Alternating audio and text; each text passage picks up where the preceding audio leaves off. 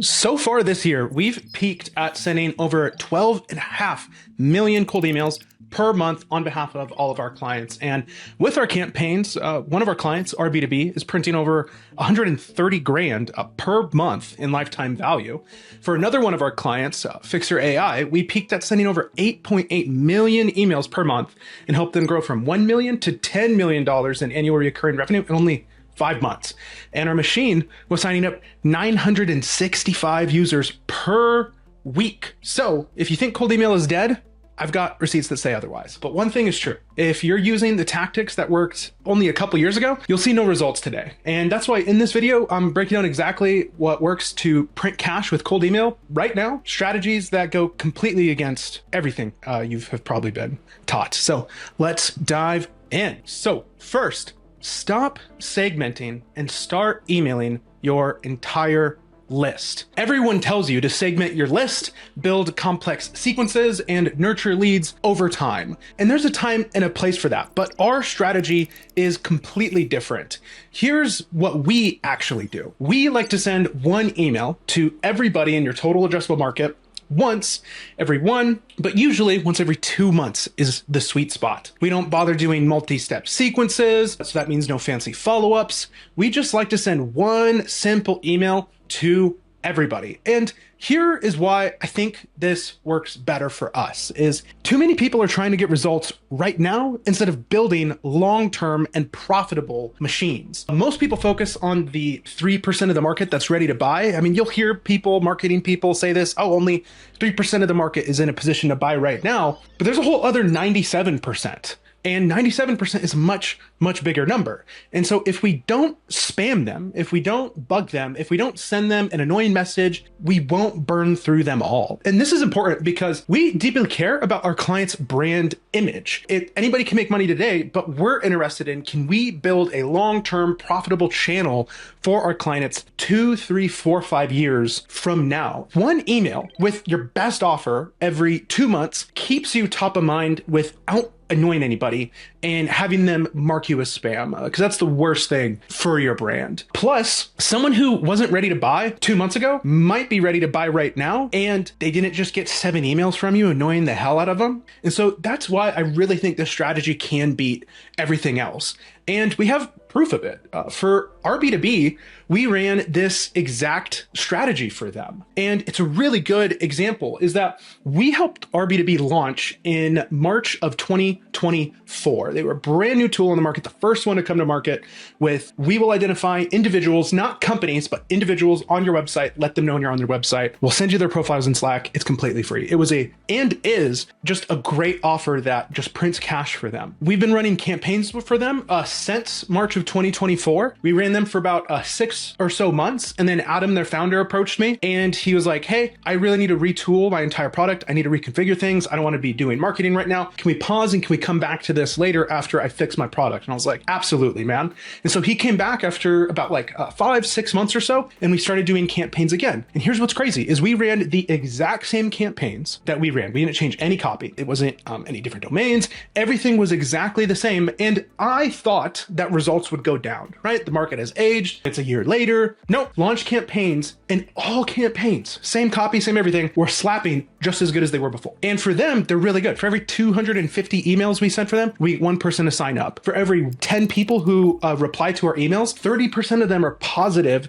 and want the link to sign up, and double that number actually sign up. So most people, about 60% of the people who reply to our emails, they don't even reply at all. They just love the offer so much, they just go to the website and sign up. And this is, once again, a whole year later, a whole year and a half later that we've been working with them. And so this is why I like this strategy, because these strategies will make your company money a year, 2, 3, hopefully 4, 5 years down the road. And all it took was a bunch of work at the beginning of them to find that perfect message market fit. And then we like to hit that entire total addressable market. Everyone that could buy our B2B's thing, we want to talk to them every 2 months. By the way, if you want to implement this strategy for your business and reach 100% of your total addressable market every 30 to 60 days, just so you can turn cold email into a money printer just like our B2B, click the first link in the description and book an intro call with us right away. Now, back to the video. Deliverability first, offer second. This is one of our core philosophies, and we do it better than anyone else in the world.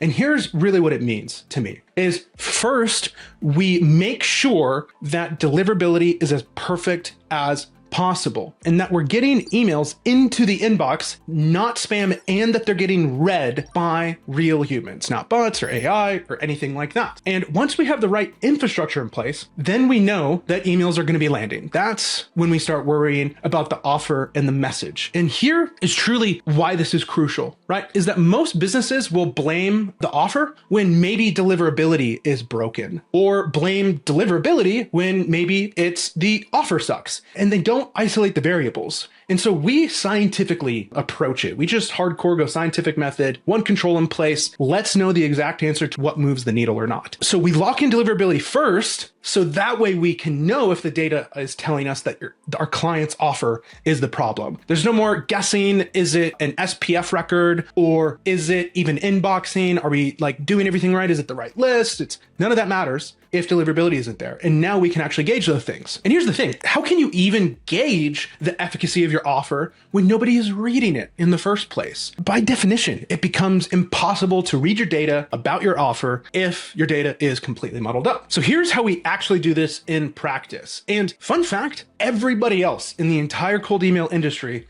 has been copying these practices, these precedents that we have been setting throughout this entire year. It's crazy. I keep hopping on calls with people and they're like, yeah, you've determined that everybody in the industry now does this thing because you found this stuff out. And we're honored to be able to help everybody out in that way. But what we do is we like to set up multiple infrastructure sets. One set we like to call odd, another even, and a third one called burner. And each set is completely independent, fully diversified between Gmail, Outlook, and sometimes SMTP, although those can be troublesome. Sometimes they're good, sometimes they're bad. Right now, they're not that good, and I'm not seeing anything there, so it's primarily Gmail and Outlook, but sometimes SMTP. We set up enough so they can handle the full sending volume. The next thing we do is we rotate infrastructure sets. So odds run on the first half of the month, evens run on the second half of the month, and burners stay warmed just as an emergency backup in case odd and even both burn due to other cataclysmic events. We track reply rates, spam placement, and inbox deliverability across all campaigns. And if we aren't consistently hitting the primary inbox with good reply rates, we know deliverability isn't locked in. And that's our responsibility. There's times we turn to clients and go, hey, it's not the offer right now, it's deliverability. Let us do our jobs and let us fix us. And our best clients let us do our thing. It's why they pay us. It's why they want us here. It's to maintain this whole channel for them. And so only then, once deliverability is locked in, do we scale up volume and start testing different angles, offers, and messaging, right? And so those things have now become standard practice because we started talking about them. But let me tell you some of the crazy shit that no one else does. So one, we log into each account manually, human, not automated, bot. We log into each account with a fingerprintless browser hooked up to residential proxies. Okay.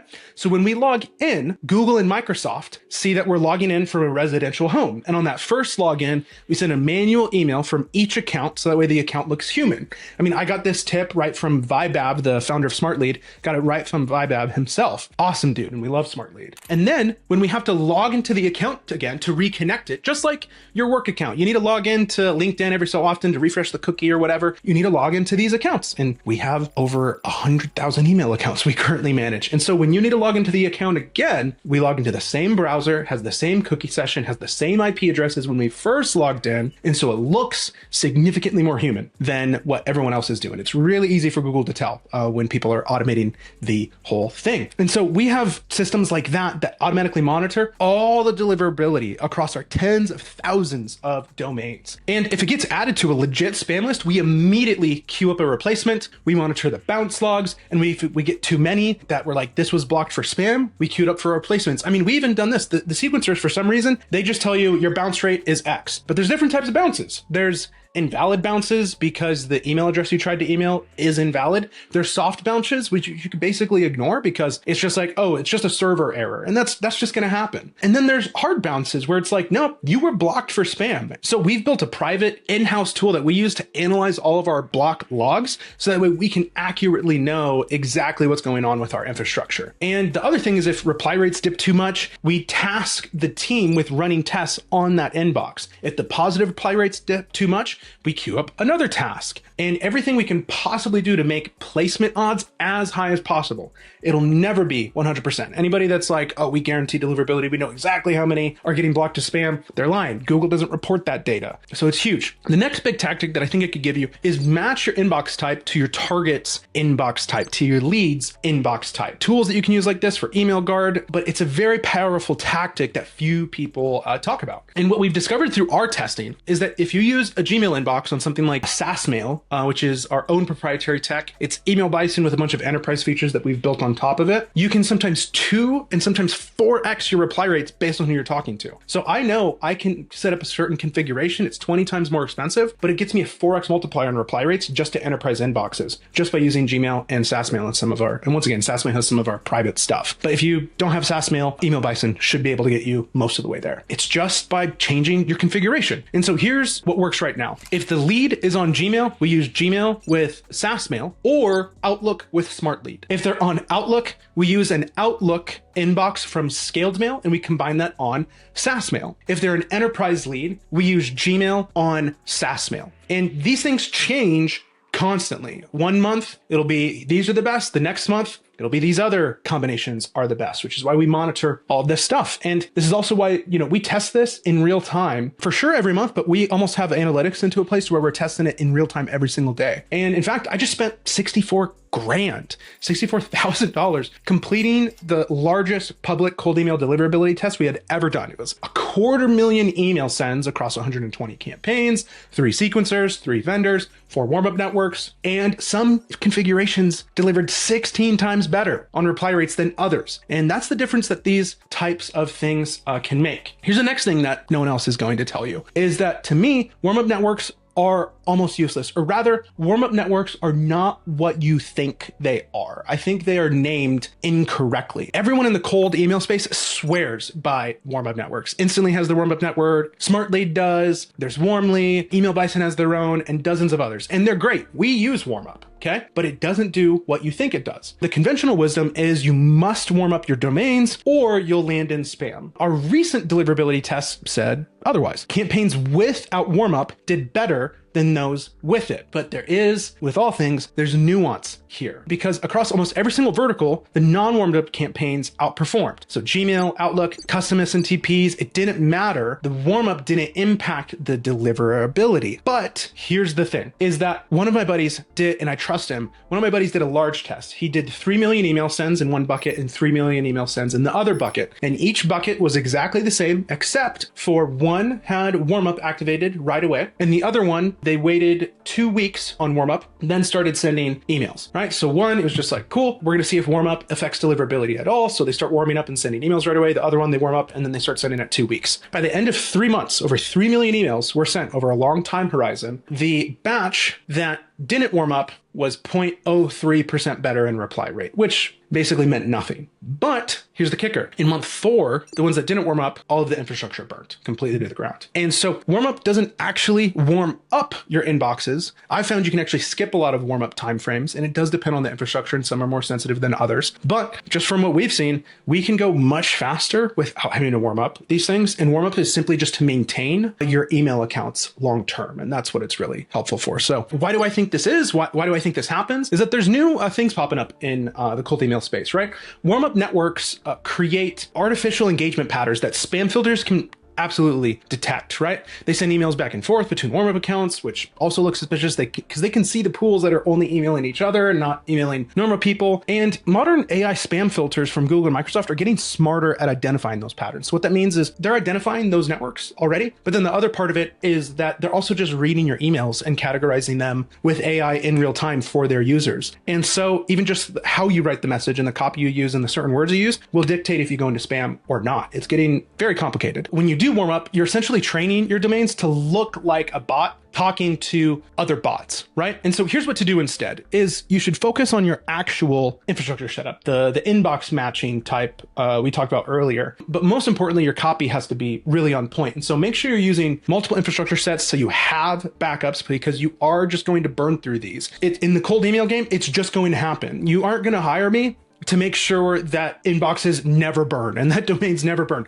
They are going to burn, and you're hiring me to manage that burn, right? And so you need to test your deliverability with real campaigns in real time in small batches. You need to let human engagement be your warm up. And this is a signal that the spam filters trust. So you need really good copy, you need really good offers, which is why our B2B has a 30% positive reply rate that helps our deliverability so much with them. I think you should keep your copy short, punchy, and link free. And our best performing copies almost always, they're incredibly simple and direct. And here's kind of my quick frameworks. I could talk about this for literally hours, but here's some quick frameworks when thinking about copy is keep it clear and concise, spell out the value immediately, absolutely no links, especially on the first email, ask for replies, and spell out your domains with brackets. So do RB2B, parenthesis, spell out .dot, end parenthesis, com. Right? Instead of doing rb2b.com, it's the same effect. They can look you up, but one of them is a link, one of them is not. And it'll inbox you way better than doing it otherwise. A couple things to avoid. Don't use AI to over personalize. The right way is to use AI and dropping in something that like references their job title or their industry and to like kind of infer knowledge about them. So I have a video that talks about exactly how we think about AI right here. So for example, here's what we do with RB2B is when someone replies that they're interested, we use AI to read the replies and categorize them. And if they're interested, and when you reply, you can do the link because they replied back to you. So here's the link to sign up. If you need support, they're inside of the app. This inbox is not monitored for further replies, right? And we see no drop off with this approach. In fact, we see an uplift. We see a multiplier on it because for every one reply we get for RB2B, we get 1.5 people to sign up. So for those of our clients that are SaaS companies, these are the best tactics to help them generate signups. It works great. The next thing is do need to test relentlessly. We start every client with a 3-month pilot where our goal is find the best possible message market fit as fast as possible and let the marketplace tell us what our best ideas are. And we follow a pretty systematic approach for testing, right? For month 1, the very first 2 weeks, we're not doing anything too crazy. We like to start a little bit general with our vibes. We want to try a bunch of like very different types of messaging or value propositions. We go very scattershot because the main thing we're actually looking at for the first 2 weeks is we're not going to read too much into the copy or the results yet. We're just trying to establish good deliverability over that first 2-week period and make sure there's nothing weird. Once it looks good, then we have enough volume to actually analyze those things and we go, cool, which general type of vibe seems to vibrate the most with these types of buyers for this particular client, right? And so usually that first month, we're launching 15, about 30 different variants of campaigns all at once. Usually we're trying to test maybe 3 different core value offers, 3 to 5 different copy angles, different industries, different seniorities. And what we do is we analyze all the replies that we get and all the positive replies, and we heat map those to go, cool, what industries, what demographics of companies are resonating to the message? Which one has the best efficacy at getting the most people, right? And every variant of a campaign gets at least 1,000 emails before we make any decisions because we need volume in order to make sure that there's a good enough statistical analysis there. And so we track everything. We track reply rates, positive reply rates, most importantly, actual signups or meetings booked, which we have all of our clients stream to us so we can actually know what's driving results for them at the end of the day. You might be thinking, how do we narrow down the winners? After about 2 weeks, we kill anything that's clearly not working, which is usually 60 to 70% of our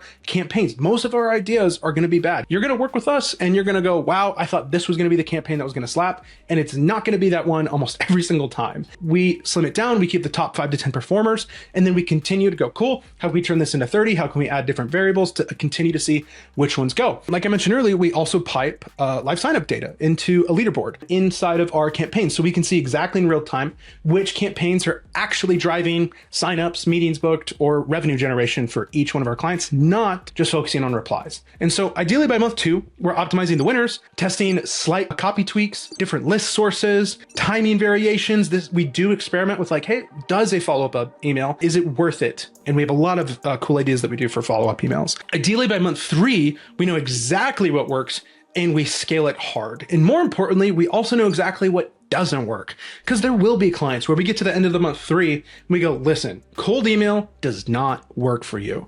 And I'm telling you, as a founder, it's good to know.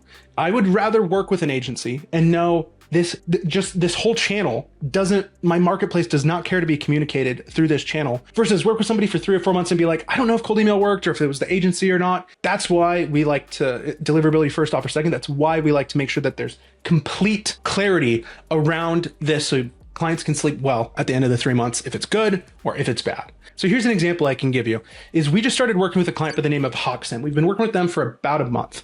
And the first week or so, we were building up infrastructure, understanding what everything they're doing. We launched campaigns after 1 week. The first 2 weeks, we were just concerned about deliverability.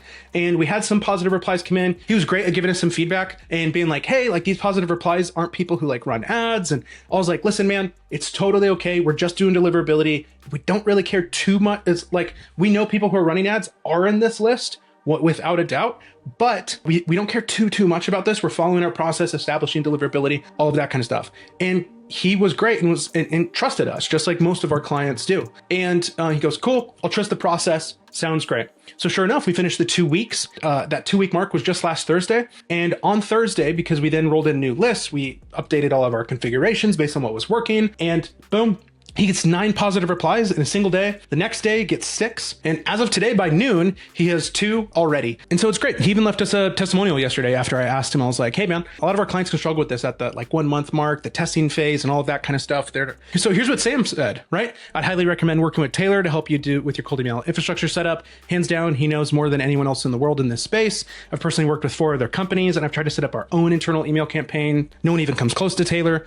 We've decided to work with him after seeing his case study videos on LinkedIn. He's just a good guy, honest about his wins, his losses, how he learns from the losses, and how they benefit all of his clients. I felt that was real. There were some unexpected delays with getting things off the ground on his own merit. He even gave us a credit when we didn't ask for one, but a nice gesture that an actual partner would do, not just some random vendor. And during the warm-up process, we were actually getting positive replies, but it didn't exactly match my criteria. We just sat back and trusted Taylor's process as he focused on watertight deliverability first and the offer second. We're at an early stage where we have nailed deliverability and are now starting to see the quality we envisioned. And I think on our first day, we got 10 leads, which was a pleasant surprise, right?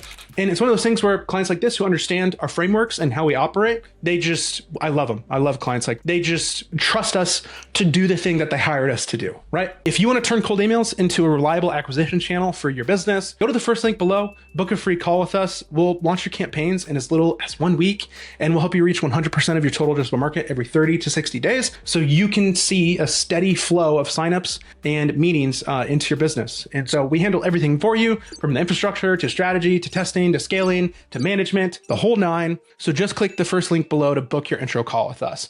And if you want to see how I personalize millions of emails with AI, then click here.